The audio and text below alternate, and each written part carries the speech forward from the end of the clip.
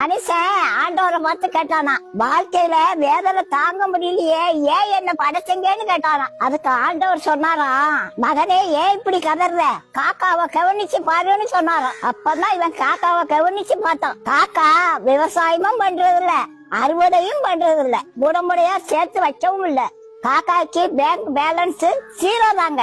அதுக்கு பேங்க் அக்கௌண்டே கிடையாதுங்க. நம்புங்க, காக்கா போய் சொல்லாது. காக்கா யாராவது சாப்பாடு கொடுத்தா தனியா சாப்பிடாதுங்க. சித்தப்பாங்க ஓடியாங்க, பெரியப்பாங்க ஓடிவாங்க, என் மச்சாங்க ஓடிவா, என் மாப்பிள்ளைங்க ஓடிவா. இந்த மகராச சோர்த்தராரு எல்லாரும் ஓடிவாங்க அப்படின்னு கூப்பிடும். ஒரு காக்கா செத்து போயிட்டா எல்லா காக்காவும் கூப்பாடு போட்டு ஆடும். அதுக்கு கடனும் கிடையாது, சுகர் பிரஷர் வியாதியும் கிடையாது. அது வாடகை வீட்டுல குடியிருக்காது, எல்லாம் சொந்த வீடு. இத கவனிச்சு பார்த்த மனுஷன் எப்பேற்பட்டவன்னு தெரியுமா?